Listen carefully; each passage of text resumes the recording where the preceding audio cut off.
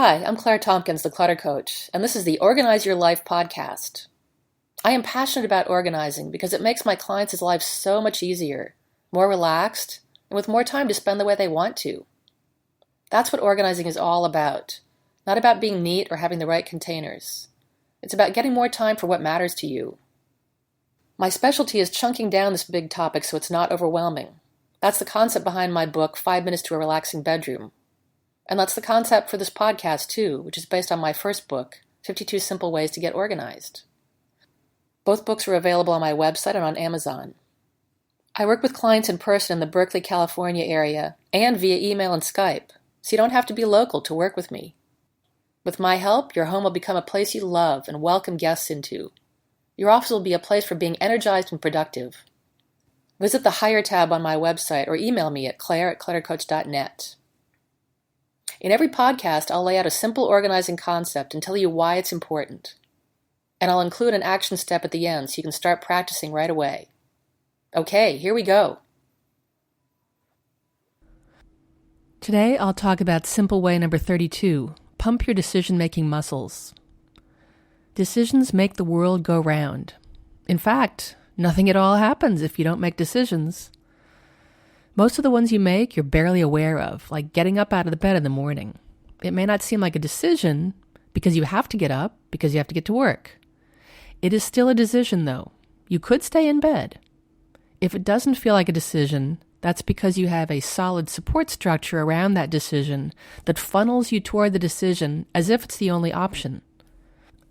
In other words, if you don't get out of bed, you'll be late for work or not get there at all, and that is not acceptable, which is another decision that you've made to arrive at work on time every day.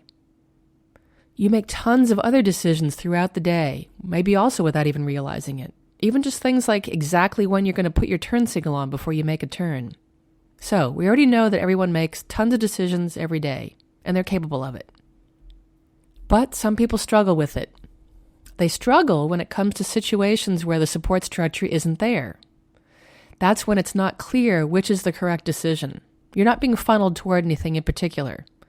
The criteria to choose needs to be examined and weighed, and that turns it into a whole other proposition. However, decision-making is still a skill that improves in direct proportion to how much you use it. People are often reluctant to decide because they're afraid of what might happen if they're wrong. Sometimes they're so reluctant that they abdicate decision-making entirely. But that's a terrible idea because then you become totally reactive. You're not in control at all. You give over your power to anyone who comes along and makes decisions for you.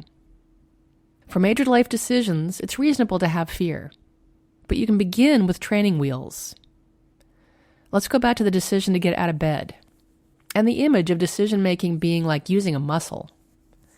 The getting up decision requires no exertion from you, because that muscle is well trained. You use it pretty much every day. You can get that kind of feeling with other kinds of decisions too, with practice. Here's how. Start by making small, low-risk decisions to build up your skill. Small decisions are things like whether to use that 10% off grocery coupon, or tossing an article into the recycling when you know that you can find it later online if you really need to. When you make those decisions, note the results and how you felt about them. Pay attention to what factors bring up your resistance the most. For instance, do you worry about wasting money? Or is it more about you worry about looking stupid? Or maybe you worry about losing a valuable opportunity. Being aware of your personal sensitive spots can go a long way to help you flex the muscles. Sort of like being able to focus in on which are the sort of weak ones, but a little bit tender, and not work them too hard, work them just slowly. In the interest of starting slow, you just don't start with financial decisions if those are the ones that cause you the most anxiety. Start with the easy stuff. Like back in the gym, start with the 3-pound weights. You wouldn't go straight for the 100-pound clean and jerk move, right? When you are clear that you can live with the results of your choices by doing some of those low-grade decisions, decision-making becomes easier. What you'll probably find is that your anticipation of making a wrong choice is far greater than the actual result. Whenever you're uncertain about something, there's the risk of imagining worst-case scenarios that won't ever come true, And then you just kind of spin yourself into that non-decision-making quagmire.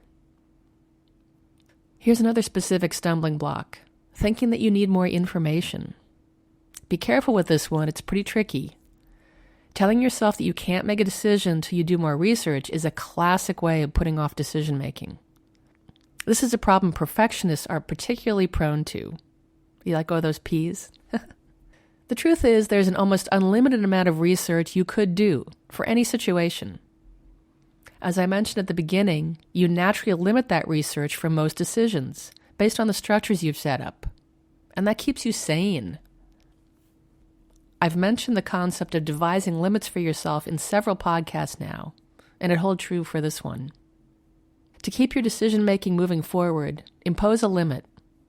This can be in the form of time, and that would be maybe spending 2 weeks only gathering information to make your decision. Or it could be volume. In that case, it would be maybe deciding to consult 5 expert sources and no more. Here's what you can try right now. Select a piece of paper from the bottom of a pile. This refers to a strategy I gave in podcast number 1 about piles. It's easier to decide on papers at the bottom than on the top. Now, take that piece of paper and make a decision on it. Hey, thanks for listening. I'm Claire Tompkins, the Clutter Coach. If you like the show, I'd love it if you'd leave a rating and review in iTunes. You can subscribe, too, so the podcast will be ready and waiting for you to listen to. The show is available on SoundCloud and Stitcher as well. You'll find the show notes on my blog at www.cluttercoach.net, and you can check out my store to find books I've written and books and products I recommend, and some freebies, too. I work with folks in their homes and offices to bust clutter and get them organized so they can stay that way easily. Get in touch and find out how I can help you. I'm in Berkeley, California, and you can reach me at claire@cluttercoach.net. Come back for more next week.